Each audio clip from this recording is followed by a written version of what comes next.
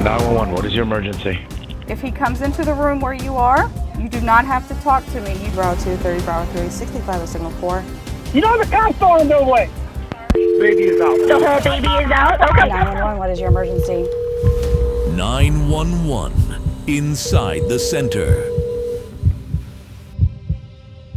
Hello, my name is Shante Reed. I am a 911 emergency call taker, and I've been with the city for 10 years now, and I absolutely enjoy what I do.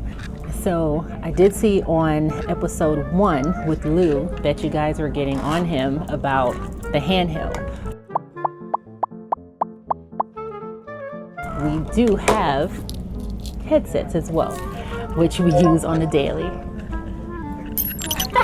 I'll do it. 911, what's your emergency? Yes, my next door neighbor just knocked on my door. She needs the ambulance. She's having an issue with her stomach. Okay, what's the address? Okay, She is she in actually your unit as well? I have her in my unit right now, Okay. seated. Okay, and how old is she? 82. Okay, and was that her answering you in the background? Yes, that's her in the background. Okay. I've got her seated. Okay, can you please ask her, does she have any medical history we need to be aware of? Rescue 113, copy an illness call. Could be a Coranda Village, Sector 113, Lima. 82-year-old female, abdominal pain. Rescue 113, copy. Copy. Rescue 113 responding. Copy responding. Okay. All right, and just let her know that we are on the way there. We are coming lights and sirens to her. Okay, you got it. All right, take care. All right, excellent. Thank you. All right, bye-bye. Hi, my name is Melissa Ayers. I've been here for coming up on 20 years with the City of Coral Springs and in dispatch. I've been a supervisor now for 9 years. Currently, I'm working our fire channel, which handles fire rescue for Coral Springs, Parkland, and Coconut Creek. We are working supervisors, so sometimes we will have supervisors handling radios, and currently I'm on fire channel. So as soon as the call taker puts in the address for the call, it automatically gets routed to fire channel if it's a medical or a fire rescue call. We hit recommend and it'll pull the closest units for that call. And we have a thing where if the rescue is coming from out of zone, we start the engine as a closer unit to have lower response times and get people that are needing medical assistance faster. My name is Christina, and I've been with the City of Coral Springs. 9,000 Westview. Yeah, sorry for my interruption. That's Tango 30 from Traffic Thursdays. Some of you love him. You shouldn't. No, he's great. Okay, so I'm Christina. I've been here for 9.5 years. I am obviously a dispatcher, right? But I'm also a SWAT dispatcher, SWAT tactical dispatcher, and a communications training officer. So part of what I do, not only work with SWAT, but I am hopefully training the future, and I've trained several employees that have come through our department, including several here right now. So right now I'm on Coral Springs main channel, and we got a few things going on. Tango 30 is running traffic. We have Tango 32 who's also running traffic. 911, what's your emergency? Hi, I'm calling, we're an underground utility contractor, and we have to call in like these tickets before you dig underground. So pretty much the gas company told me to call 911 because we hit a gas line. Okay, and what's the address of where you all are? 4683 North University Drive, Okay. Coral Springs. Okay, and you said that it was a gas leak? Yeah, so we hit a 2-inch gas main line. Okay. All right, we'll definitely get someone out there, and it's right in front of this location, or? It's in the back. So it's like a shopping plaza. The number I gave you, the 4683, is for one of the shopping stores, the units, and we're in the back. Engine 43, Engine 42, Platform 80, Rescue 42, Rescue 43, District 43, copy a gas leak. Gas leak, 4683 North University Drive, 4683 North University Drive, Sector 54D Delta. They're advising a mainline gas leak. It's going to be to the rear of this location. All units switch over to TAC 1. TAC 1 for the gas leak. Okay. All right. Thank you so much. On 1051, we have units on the way. So anytime we get a call in Coral Springs that has more than 3 apparatuses, 2 engine to rescue, 3 units on the call, we switch them to a TAC channel so that they get their own dedicated dispatcher that will handle all the traffic.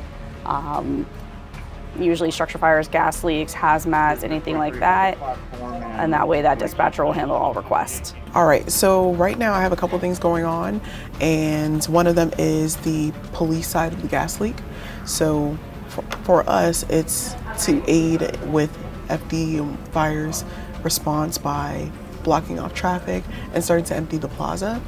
So we have units that are set up on all the entrances to the plaza to make sure we have no more incoming customers, and then they can also get the people that are actually currently in the plaza out. When fires responding to a gas leak, especially one where a construction company has hit a line, our units will respond, and we already have contacted TICO while they're en route. TICO usually gives us about an hour ETA, sometimes less depending if they're in the area. As a main channel dispatcher, we send them to a TAC channel, so the TAC channel is handling it. But I do monitor the TAC channel to assist with any additional requests they need, any additional units.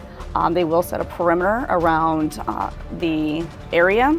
And so this one's in the plaza. This happens to be like the Marshall's Plaza while I was in university. We contact for Coral Springs, we contact Sunrise, the city of Sunrise, for their hazmat units to respond. So they're starting hazmat at this time. And they go ahead and we patch the channels with the BSO mutual aid channel and our channel so that the units can all communicate together. So in the city of Coral Springs, we do have the 5 fire stations, and then we have the 3 in Parkland. In Coral Springs, they have each an engine and a rescue. When it comes to Parkland, Station 42 and Station 109 both have an engine and a rescue. 97 is just a rescue station. They do house the tender, though, that will assist with any areas that need water and they don't have easy access to the water. We do have some areas in Parkland, like the ranches, that don't have easy access for hydrants. The tender will respond to all fire calls there to assist with putting out fires quickly if they don't have access to hydrants. So now we're actually getting a suicide threat call, so you guys hang out with me. My mom's just trying to kill herself. Okay. And what address is mom at? Okay. And how old is mom? 61. Okay. And what do you mean she tried to kill herself? What did she do? She's sharpening knives to kill it. She knows. Did she cut herself already? No, she's threatening to cut herself, but she's serious this time. She's serious. Okay, we're definitely getting someone out there. Does she still have knives in her hand? Huh? Does she still have a knife in her hand? Yes, I don't know. Is it just the 2 of you there? Huh? Is it just the 2 of you there? Yes. Okay, we're definitely getting someone out there to you all, okay? Caller advising 65-year-old mother is threatening to cut herself with a knife. I'll get you 94. Code 3. Where is she inside the house? The kitchen. And she's in the kitchen. And units respond to that suicide threat call. Be advised the mother does still have the knife currently in the kitchen. Delta 29, 48 to that call. 48. 10 bar. 40. Copy, I got less call. 10 bar. Any other unit that can clear and copy the 32 call? 34th, please. 33, 51. 10 bar. So right now, while they're headed to this suicide threat, my job is to, 1, make sure I get them all the details they need, make sure I'm delivering that information quickly and precisely, but also to check the history at that location to see if this has happened before, to see if this woman or this person has a history of doing this and what the tendencies they usually use. So does she usually use pills, or are there other weapons in the home? Checking that history and checking things about the home helps to give my officers the best possible information they can get before they get there. Best 21 work today from the 1017. 10-14-8. Let you know when we have actually one of our officers just pulled up on scene, and I'll let you know when they want you to come out. I hear sirens. Okay, but just at this time, just stay in the room, and I'll let you know when to come out. So right now we have our first unit arrival, but he's waiting on a backup to get there. That way they can go approach the home together. So they keep each other safe. Let me know if you hear anything at all that's unfamiliar inside, okay? 44-1 to Tango. 10-4-1 to scene. So I just received a call of a suicide threat. The caller's mother was threatening to cut herself, and she was still in the kitchen with the knife in her hand. The caller barricaded herself in her bedroom to, of course, get safe away from her mom. She answered all of my questions that I had for her. She was pretty calm. And as the police arrived, then I stayed on the line with her until she was safe with the officer. So in situations like this, in a heightened call, it may seem like we're asking a lot of questions and the callers do become agitated. They get aggravated at times, but it's only for the safety, of course, of our officers and that are arriving on the scene. And also for the caller's safety, the fact that she stepped away, you know, from her mom into safety, that's huge as well. Bravo 34, Bravo 13, 65-8 missing. Bravo 34. 13. Caller advising 6-year-old son missing for 15 minutes. He should be on a bicycle. Getting further code 1. Del 30, copy, I'm en route. 10-4. And units responding to the 8 missing, looking for light-skinned black biracial male. Should have curly, dark brown hair. Last seen wearing a blue soccer jersey with the number 7 on the back and blue shorts on a green and blue AMX bike. Last seen. What? Okay. Tango 32, 10-4, I'll put you on it. Okay, so a couple things going on. So right now, even though we sent them to another channel so they could talk amongst themselves, we have our missing person going on. It's a 6-year-old who was on his bicycle. Mom kind of had track of him, lost track of him, and so now we're trying to help her locate. It's been about 15 minutes since she's last seen him now, but that time delay grows with, you know, as time passes, so it's really important that we get units in that area trying to locate that child as soon as possible. We have about 10 units on the call, as well as other resources that we're bringing in, the drone, bloodhound, even our K9 unit will be en route, so a lot of different resources we can use. And he's way back home, but just in my area. I've been this far before. So, 10-4. So, Mom has given us some important details. She did say that he's used to riding in the area. He usually knows how to get home. However, he never usually goes this far away from home. So, we're just trying to help her track him down. She's given us a great description of him. She knows exactly what he's wearing, what kind of bike he's on, the color of his bike, the type of bike. So hopefully we find him pretty soon. Tango 32, I got the kid. He's at just let him know we found him. 112. Child located. Tango 32. Go ahead. 10-4 Delta 30 requesting you send a picture of the child to him. 10-4. You want me to put him in my car and bring him back? Or wait. First, just a verified identity, and then they take it from there. All right. So our update, child located, which is great news, right? We are so happy about that. That's what we wanted. That's the result that we want, the best possible result. And you know who found him? Tango 32, Officer Dudino from Traffic Thursdays, of course. His head is too big. He's never gonna go down now, right? But thankfully we found him. He's in great condition and great health, and he's perfectly fine. And now they're connecting him to his mom.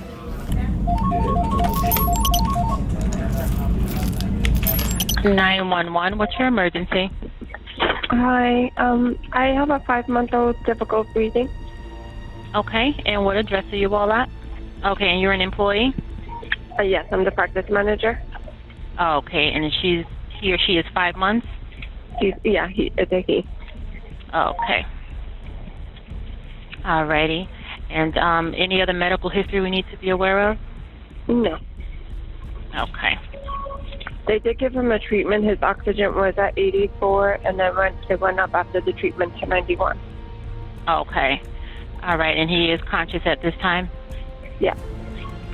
But he's still bleeding after the treatment.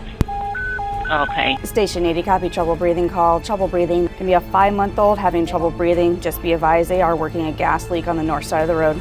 All right, I have this, and we are on the way. Okay, thank you. You're welcome. Bye. Engine 71, if you could start towards assist. It's being referenced to a kitten stuck in the engine. So yes, our fire department goes out there for cats in trees, kittens in the engines, ducks in the drains. They go out there and they assist with all animals. They also keep oxygen on the trucks for dogs that are involved in fires. Our previous call that we had was a pediatric that was having trouble breathing, a 5-month-old. Our rescue is responding to assist with that medical call. Typically, copy en route. Typically, a trouble breathing would require an engine or rescue just to make sure that they have enough personnel to handle it in case the person does code.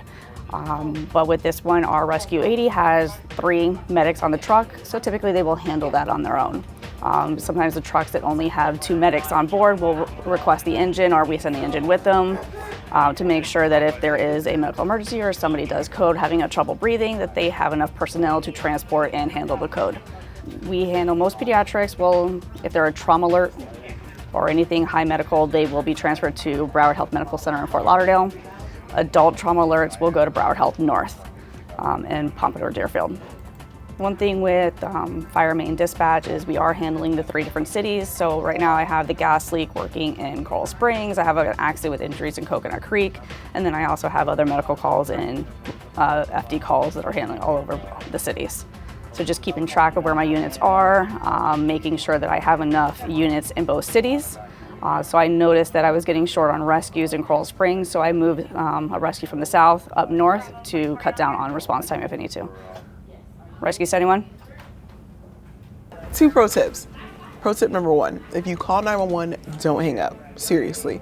If you call, even if it's an accident, stay on the line, don't hang up. Let us talk to you, tell us it's an accident. That way we can cancel the call and there's no issue. Because then if you hang up, we have to call you back and you're wondering why we're calling you, wondering what happened and trying to get your address. Then all of a sudden there's police at your house, so to avoid that, just stay on the phone.